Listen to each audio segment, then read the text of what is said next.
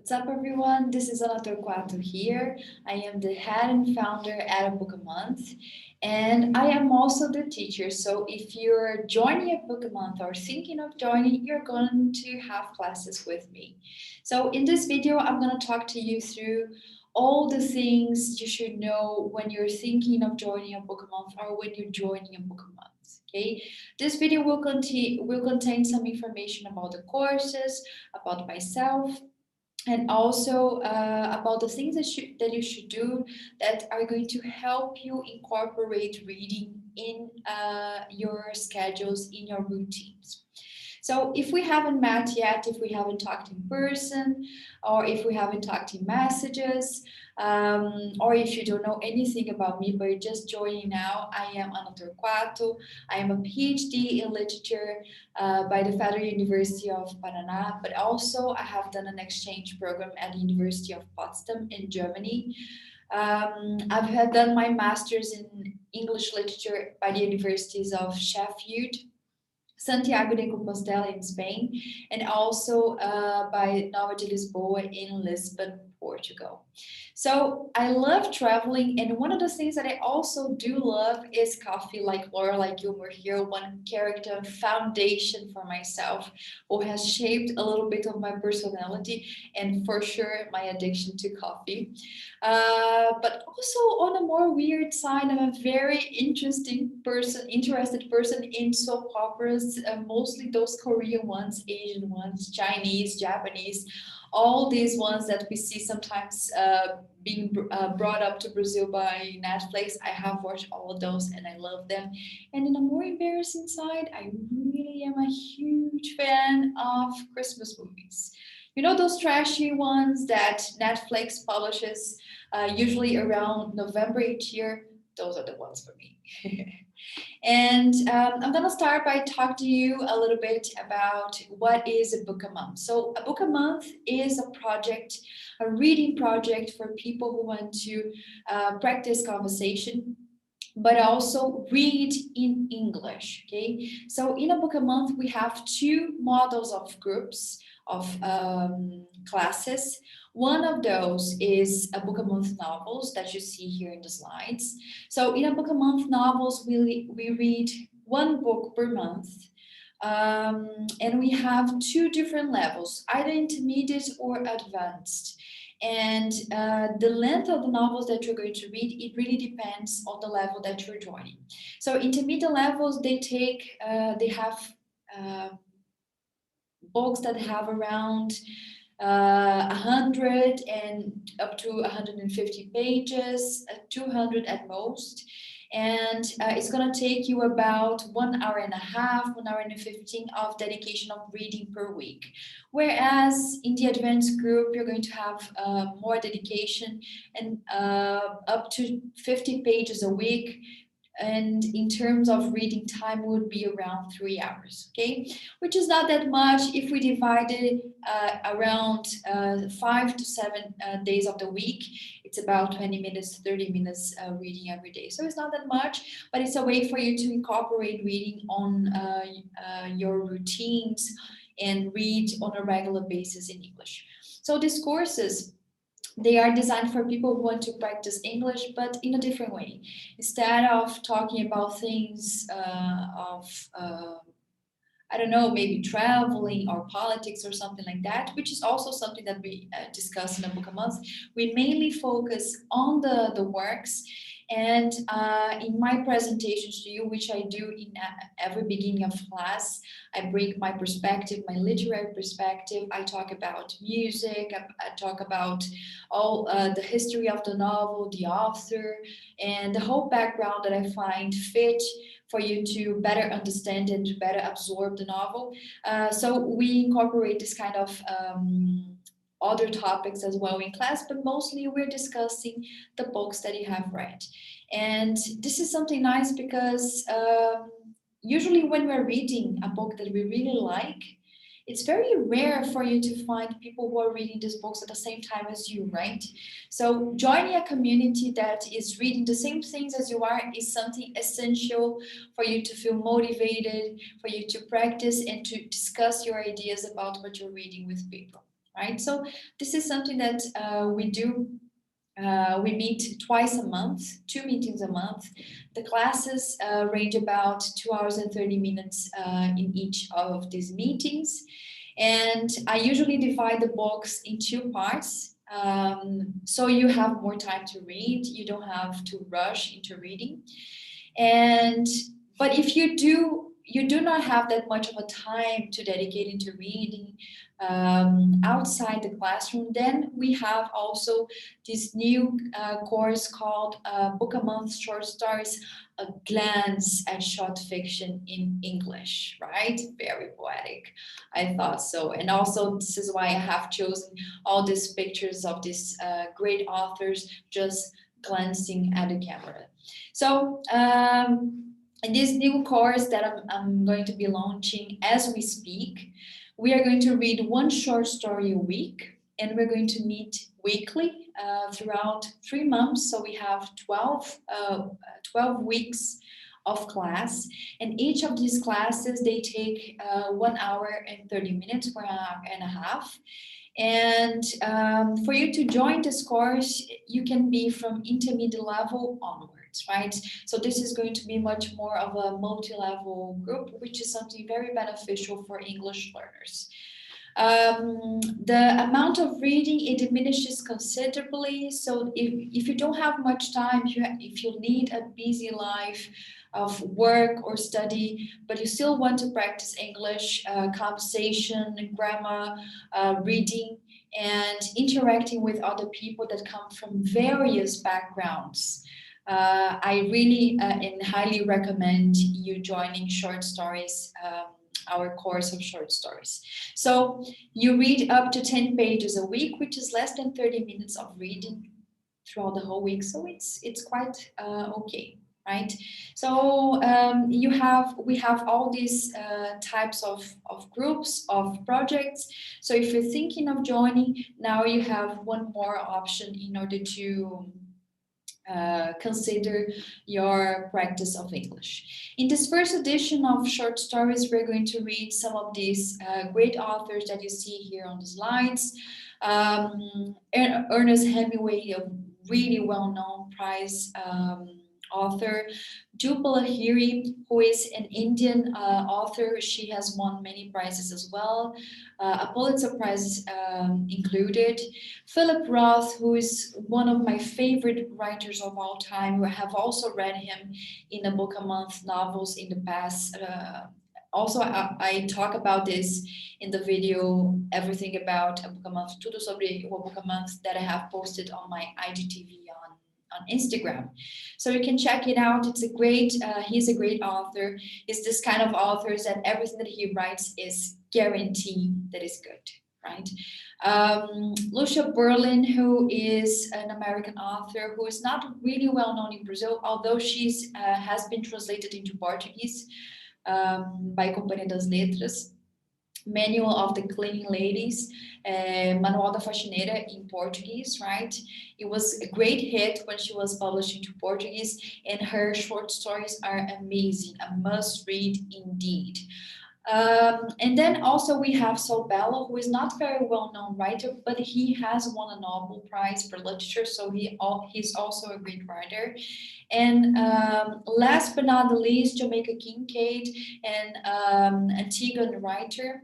So she's a great writer as well. She writes pretty much about colonialism, about identity, about growing up. She is a master in doing coming-of-age stories, which is those stories that we follow the character growing up and going through a change in character, being more mature in some way. So she's a great author. All of these authors are super nice.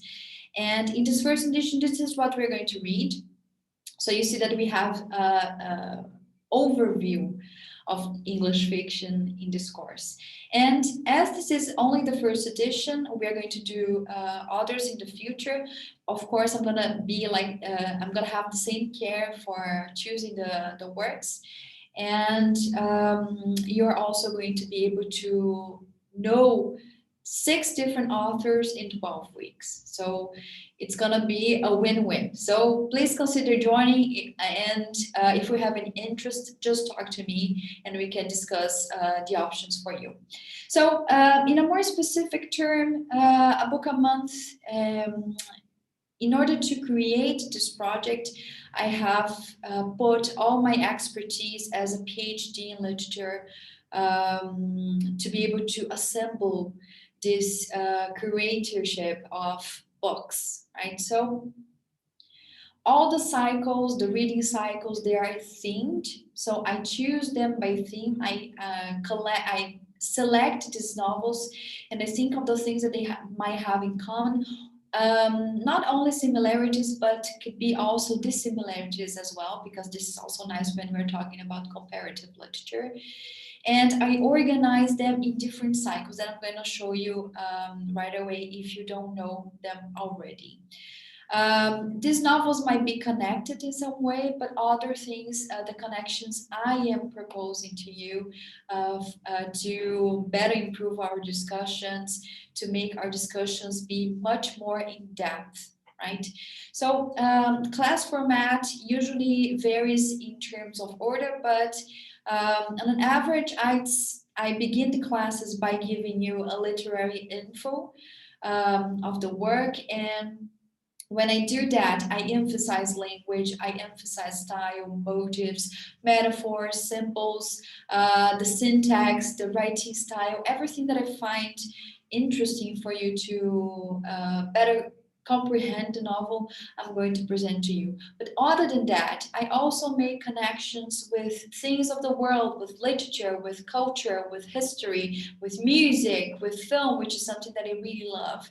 And in the second half of the class, I prepare some discussion prompts, some activities that are going to be targeting your discussion, are going to be prepared just for you to better improve your vocabularies, for you to put into practice all the things that you have learned while reading the books, but also to make you feel more at ease at speak, you feel more comfortable, don't feel shy, feel in a more safe place for you to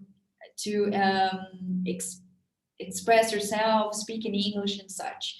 I work mainly with Zoom, with the platform Zoom, so the classes are all online, right? And Zoom does offer us a resource of separating the people, the main group, into smaller groups. So this is also something that I enjoy doing, mostly to give you more experience and more expression for you to have more room to talk and to discuss with other people, right? So the length of the novels, as I have mentioned, it actually depends on the level, which is something very important. And one of the questions that usually people ask me prior to joining a book a month is, do we have homework, right? Because usually people think, well, I lead such a busy life, so besides reading, do I still have to do homework and such? Well, no, the answer is no, because the purpose of a book a month is not really working in this way, because mostly the homework is doing the reading itself, and it's a huge homework, right? It's nice, it's something that is going to occupy your time. And if you want to work much more in depth with the novel, I can give you some directions for you to do that, orient you into doing that. But the homework properly, no. But if you feel that you need more attention on one grammar topic or in one specific type of vocabulary or something that you find that you're missing in your English, I can recommend you some things for you to do, right? But this is not a part of our course. So homework for now is just like ruled out of the way. And grades, well, not at all, right? What we do have is that I issue certificate of participation. So I do control participation. So if you come to at least 75% of the meetings, you are going to receive a certificate of participation, which adds to about 50 hours to 60 hours of work, right? Mostly because I'm not just considering the time that you spend in class, but also the time of independent reading, because this is also your time that you're dedicating into your learning. So I think this is also valid for us to consider. This kind of certificates for curriculums is something very nice, because I know that some students that join a book a month, like the majority of students that join a book a month, don't work with literature. I have doctors, engineers, musicians, anthropologists, biologists, biochemists, people from all over the world, all kinds of background, and they come here looking for something different in their lives, looking to have this interdisciplinary contact with other areas, with humanities, with literature, with reading, with languages. And this actually looks really good on CVs, on curriculums. So this is something that's also very nice. In the more academic side, you can actually add this to your lattice. If you are an academic yourself, you can add this to your lattice or your ORCID, which is an international version of curriculums. So it's something that is nice, and I think it's a reward for your time, for your investment, and for your dedication to a book a month. Okay. In a more practical way, what kinds of texts do we choose? Do I work with in a book a month? So in a recent post that I have done on Instagram, I talked a little bit about the difference between abridged books and unabridged books.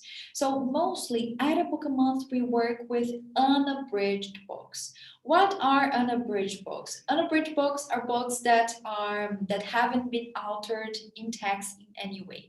They are the original versions of the text, just like as the author or translator intended, right?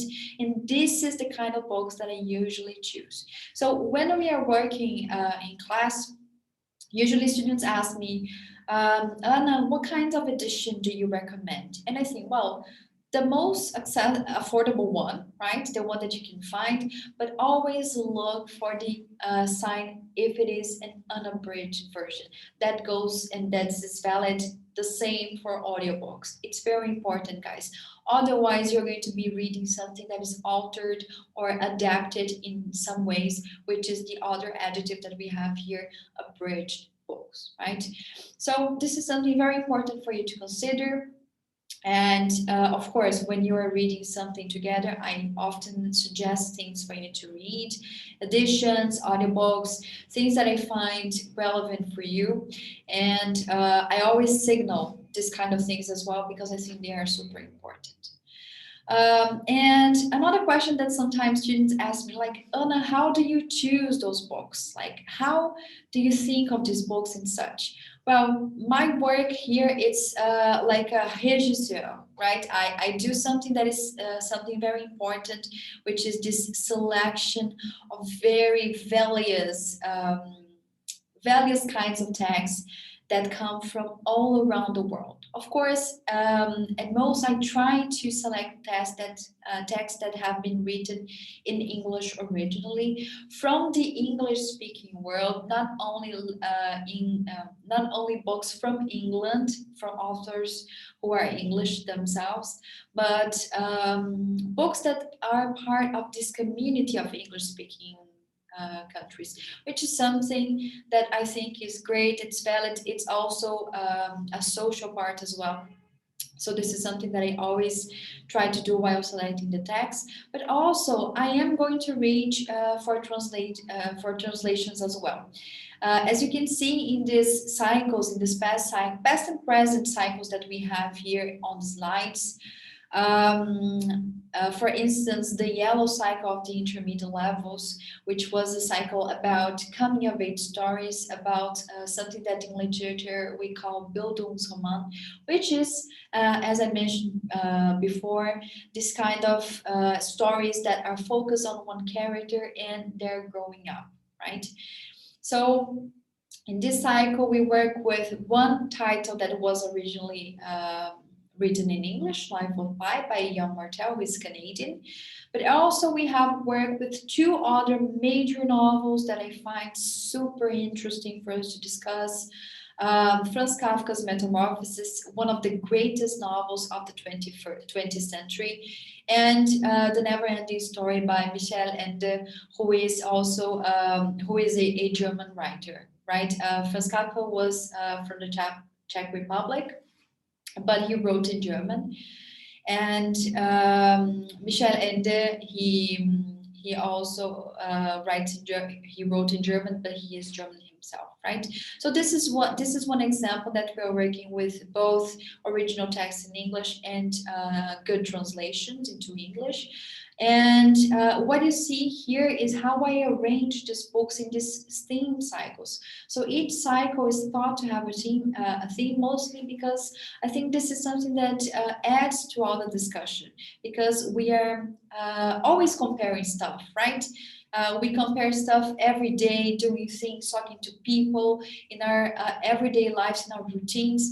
And why not do that with books as well? This is something that is actually an area in a field in literature, which is called comparative literature. And also I have done my master's and my PhD focusing on this field as well.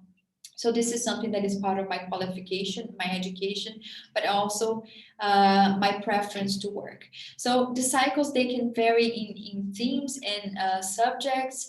We're talking about dystopias, identity, science fiction, coming of age stories, crime and investigation, discoveries, adventure, social crisis, economic crisis, as we do have this one here with The Great Gatsby, The Grapes of Wrath, and also Animal Farm by George Orwell. So it's a great way for you to put things in perspective and also to incite discussion, right? And one of the things that I find very important to convey to students mostly is why working with reading and reading literature is important. Reading is something that it adds up to anyone. Besides being fun, is also something that is very educative, and it's also something that I really believe to be helpful if you are learning a language. I do that myself when learning German, and I can tell you that it does have a great visible improvement in students' capacity to deal with the different skills of the language, right? Plus, literature is an authentic material.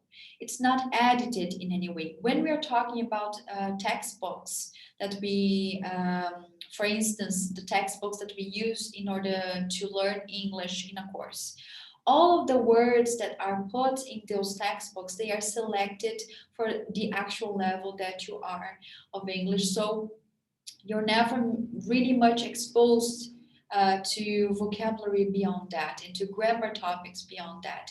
But I do believe that challenging yourself is something that is very beneficial. So reading something that is authentic, that it wasn't meant to be adapted, it's something that for sure it's going to help you better learn and to better absorb all the skills of English, right?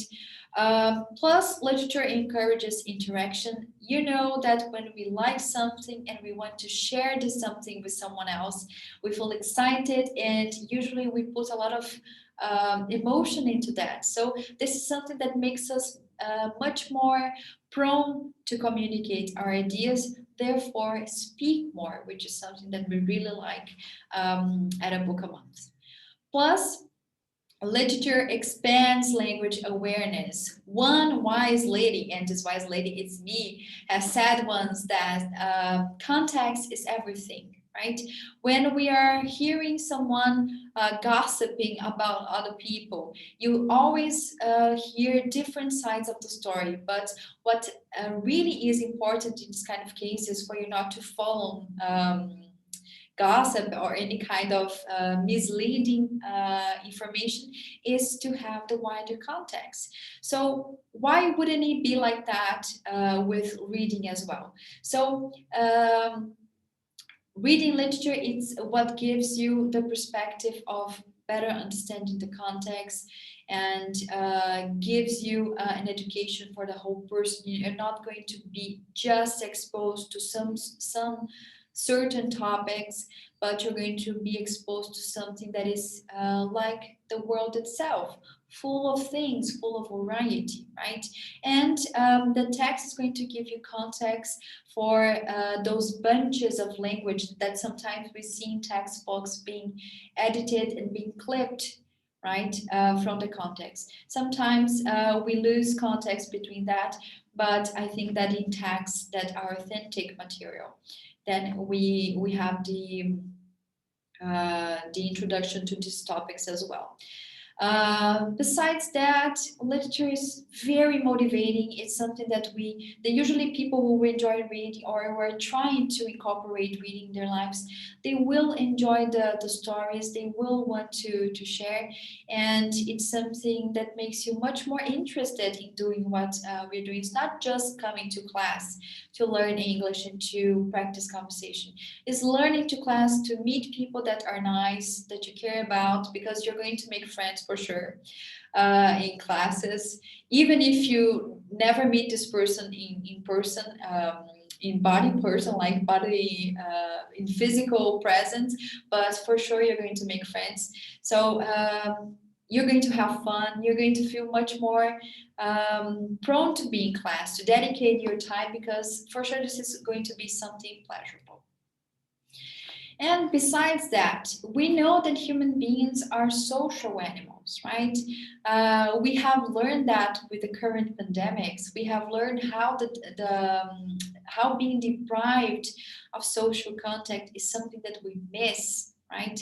So finding a community of readers, of people who share the same interests as you, or who add to your interests and show you different perspectives, it's something that is very positive when we're talking about learning languages, mostly because learning languages is something that also develops something else, right? Which is empathy, right? Which is when you're reading books, you're going to be exposed to the lives of others. So you're going to be also learning about life, about psychology, about behavior. So it's going to be interesting for you to reflect on those things as well. And on a more personal note, for those of you who already know me, you know that I am a researcher as well, right? I am a PhD in literature, and I'm also looking forward to starting my postdoc in the future. I still continue working with research. I have taught in universities in modern languages departments before. And doing research is something that is part of my everyday life. And a book a month is not detached from that.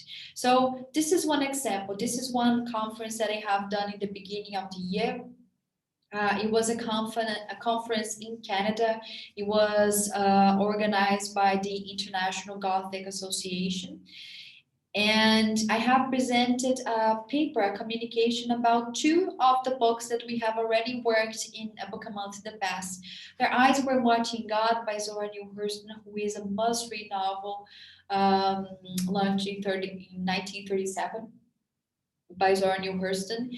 And To Kill a Mockingbird by Harper Lee, who is a 1960 novel. Also, Harper Lee has been awarded a Nobel Prize for Literature. So I also incorporate those things in my personal research, and when I do that, I am improving myself to give my best to you. So this is something that I think it is one of the best strengths of a book a month, because when you join, you're not joining something for you to practice and just like go to sleep and never think about it anymore. This is going to impact your life, yourself, your being. So you're going to see it something that I think to be very rewarding. And at this point, I also want to talk to you a little bit about how to plan your reading routine. Because in a book a month, we have different kinds of people who have different kinds of contact with reading. People who are really used to reading, who sometimes even work with books, with literature in their personal lives. But also, we have people that are not very into reading in the beginning, but they become avid readers when they start incorporating reading in their routine, and also they start participating in a book a month.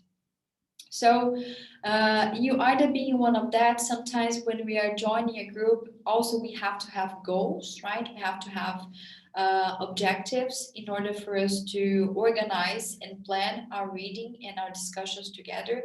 So one of the things that I always say to students, plan it, don't panic. So this is something that I always say to you, mostly because it's true, right? It's not something that I'm just saying because I am your teacher, but mostly because it helps you out. When you plan something, it's like going to the gym. If you don't plan your schedule for you to go to the gym, I don't know, at 9 a.m. Each day or every other day, sometimes you're gonna end up only paying your fees and not going to the gym and only becoming statistics of people who do that. Or you may plan it and then make your money worth, right? So I think that in reading is the same thing. If you practice something most of the days, and if you organize your day in order for you to add something that is going to be helpful for you, I think it's one good measure for you to be able to better organize your plans and your goals for joining a book a month and incorporating the habit of reading to your life, right? So I think that trying to set some time aside for reading every day is something essential. Why do I do that? Mostly because reading, guys, it's a habit. If you don't do something with regularity, you're going to just forget about it, and you're just going to remember it when I send you a note. Hello, guys. Today we have our meeting later on. See you later. And then, oh my God, teacher, I haven't done everything that you said. What do I do? Right? I'm gonna talk about this occasion in the next slides. So one of the things that I also think it's important, you should establish your goals.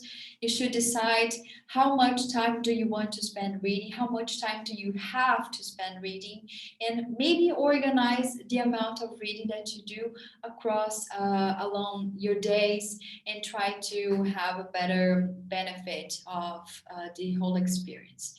Check your progress regularly, because this is very important for you to maybe estimate how much time do you need to finish your target, right? Another thing that is very important, unless you do have a huge amount of time to start and check every word that you don't know, because this is going to happen to you and it also happens to me, right? In Portuguese, I don't know all the words in the dictionary, right? Do you? I don't.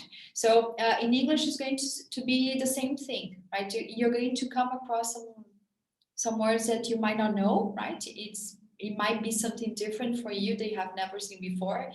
But sometimes you can intuitively discover it through what? Context. Remember context that we talked about? So context is something that is going to help you out. So if you stop to check every single word that you don't know, probably you're going to spend a lot of time, much more time than you were supposed to, right? But if you do have the time, of course, this is something very nice. Another strategy that you can do is also, sometimes you see those words that you find interesting, but you don't want to stop every time, all the time to check these words. Make notes. Take these notes, have a little notebook, all for your new words, the things that you're learning with your reading, and then in a separate amount of time you check those words, right? But I guarantee you that you're going to be able to understand the whole text by context, right? Remember, context is super important. And last thing, read whenever you can. If you have some extra time, like 10 minutes before going to the dentist or the doctor's office, or if you have 10 minutes break during your lunch, I don't know, try to read something. So this is why it's important carrying your book with you at all times, your e-reader or your audiobook on your phone or anything like that, right? So have your read with you at all times, and every chance that you have, read, because you're going to see that sometimes you're going to finish a book and you don't even notice, mostly because you have organized yourself, you have planned, and then you have nothing to fear. But if you, for some reason, are very busy and you didn't have the time to read that week, those 2 weeks, or something happened, or you forgot, um, you might be super scared, like this hamster. Oh my God, teacher, I couldn't read the book for class. Oh my God, what do I do? Do I have just like to run like crazy, not sleep, not eat, not shower? Please don't do that for the sake of your housemates, just to read the assigned reading for the class. No, guys, don't panic. Don't do something like that. If you cannot do the task for the time, or if you cannot complete the whole reading for the time, just don't panic. Don't worry about it. These things happen. We are busy. We lead busy lives of work, of study. So this might happen sometime, right? Our lives are not stable. Sometimes they vary in amount of work. So if this happens to you, please come to class anyway, because in class you will speak in English, you will learn about the book, and when you do have time to read, then your experience is going to be much more facilitated by our interactions in class. You're going to improve vocabulary, you're going to practice English, and much more, right? So if you don't come to class, you won't do any of those things. So better come to class and enjoy your time. And usually when I prepare the classes, I'm thinking of these possibilities as well. And I'm never going to look at you and say, you, page 70, line 10, what is written? Tell me without looking. I'm never going to do that. I am not a fan of terrorizing my students. And I always prepare things just to facilitate your discussion, right? The importance of this discussion prompts that I have talked to you about in the beginning of this video is mostly to make you feel more comfortable in speaking, for us to have material, for us to have subjects to talk about, right? And not to test you in any way. So please come to class anyway. Even if you haven't been able to read everything, you're going to make me a happy teacher, and you're going to have fun for sure, because all the meetings at a book a month are super fun. I love making you laugh. I love bringing these different things for class, jokes, anything that I find fit for a purpose, for us to have fun together and also learn together. I'm going to bring to you, and it's gonna be nice. It's a guarantee. And last, I also want to talk to you a little bit about one thing that we have in this world and that I love, and possibly you love as well, which is the internet. Who doesn't love the internet? We all love the internet. So use the internet in your favor. Why do I say that? Mostly because sometimes we have a variety of ways of learning on the internet, but sometimes we don't use it in our favor, or we don't know how, mostly because we don't have guidance. But I'm here to help you out with that, and I'm always going to give you some interesting perspectives and material for you to work on, if you have the time, if you have the will, right? But some things that will for sure going to help you in this process. So one of the things that I always recommend to students is use YouTube. YouTube does have a wide selection of audiobooks for free, right? Uh, kind angels who upload those books, thank you to them, because we don't know that they are anonymous sometimes, right? So thank you, to these angels, we are able to read some audiobooks for free, right? But not only YouTube does this possibility of reading audiobooks, but also they offer different kinds of materials about very interesting people who are sharing their content about different topics: literature, history, social sciences, and much more, and sciences, hard sciences themselves, just to help you better learn, right? Also, Spotify does have some audiobooks. Sometimes we don't connect Spotify to audiobooks, mostly to music, right?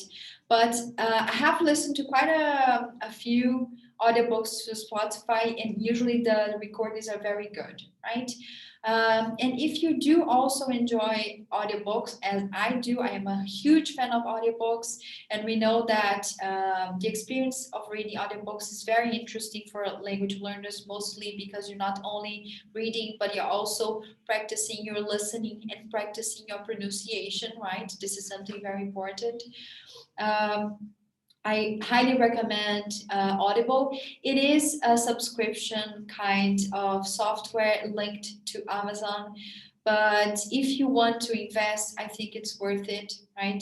It's a great platform for you to read a variety of very good selected selection of audiobooks. The recordings are always amazing, and they have a wide selection of titles, right? The same thing goes for audiobooks.com and Scribd. Scribd is a hybrid kind of platform because it does contain some text in digital form, but also in audiobooks, right? So it's up to you what you prefer. Sometimes people have never been in touch with audiobooks before, but when they join a book a month and I talk about it, I have one student that had never heard before. I think more than one student who had never heard audiobooks before, and now they are super fans because it's really nice. It's something that can help you develop your English, develop your skills much more. So please check this out. If you have any questions, we can also talk about it. Lastly, I also want to talk about Kindle, which is both an e-reader and an app from Amazon, right? Connected to digital versions of books. One thing that sometimes people don't know about Kindle is that you don't actually have to own a Kindle, like a physical e-reader, in order to be able to have access to that. You can download the Kindle app to your phone or to your computer. It works in various kinds of computers, and you can read your books there. And one thing that I find very fascinating about Kindle is that they offer books with for lower prices, mostly because they don't have to spend with editing the paperback editions, right, the physical editions. And also that when it comes to editions of books that are already on public domain, they are not ruled by copyright anymore, then you can download these books for free. So it's super great. I use it all the time as well. So I highly recommend you checking out these things, right?